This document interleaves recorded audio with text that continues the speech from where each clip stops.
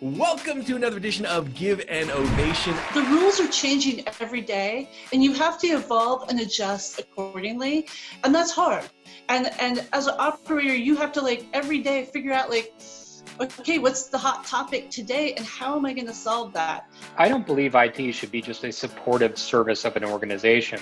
I do believe it belongs as part of a revenue center.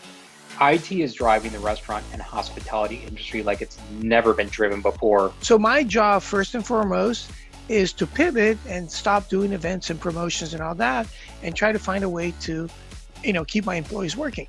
The same way that on a pizza tour, I want you to understand what's going on in the life of the owner and of the pizza maker.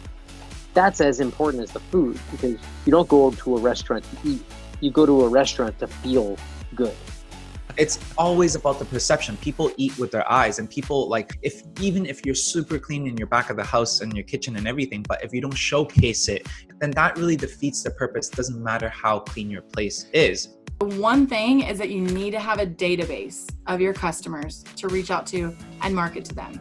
If you don't do that, then you're just going to be posting and hoping that people come into your restaurant. I think number one is communication. Just talking to their customers. I mean, it's amazing how much ground you can cover just by giving people context. Don't look at delivery as an evil part of the business. Look at it as there's a way to profit and actually make it a great pillar of your ongoing business. And it allows you to build up more market share in a customer base. And sometimes by just looking a little bit in the past to similar industries, we can potentially learn how we may be able to make the right decisions to help power our future in the restaurant industry. If you're not an agile, technology-enabled business, it's going to be really difficult for you to survive in the future because data is becoming sort of the connectivity of this ecosystem now. The great brands out there have had a very forward-thinking off-premise strategy. They've shifted a lot to digital so that the customer can trust that everything's contactless and frictionless. There are hundreds and hundreds and hundreds of great ideas. Not one single idea is going to make or break your restaurant. There's never been a bigger tolerance out there for restaurants to try new things. Food critics live in silence. And if we have an opportunity to cut costs, we should do it.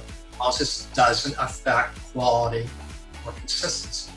That's key. It's whatever we can do, and we're constantly listening and trying to put our best foot forward. I think is the best thing to say. Hey, be a human. Remember to be a human, right? Ask, you have a couple minutes. Is this still a good time? Just remember to be a human. And I feel like so many people forget that. Just because it's not familiar and just because it's not comfortable immediately and not something that's kind of been done in the past doesn't mean that, early adopters and forward thinkers can't kind of start to see the value in it and the benefits. Community involvement, being a good community citizen, that's absolutely something that should be in your playbook if it's not now. And it's a lot easier than people think. This is a prime opportunity with all the third-party delivery, online ordering. Restaurants now have access to that data. Failure isn't fatal. I mean, we fail all the time, and it's actually a very necessary part of success. There's no compromising on quality anymore. You can't be mediocre and survive. Success will come to the people who really care, who care about the quality of food and care about the service and care about the value proposition that a restaurant's offering. If you don't have something like that that's helping you transfer all of the data between all your partners and systems, you're missing out on that one view.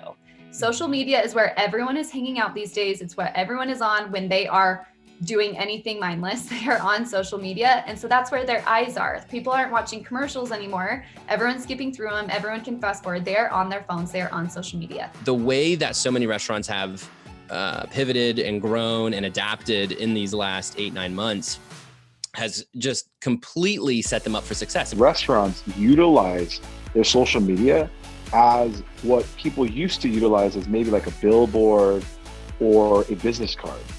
That's just not enough.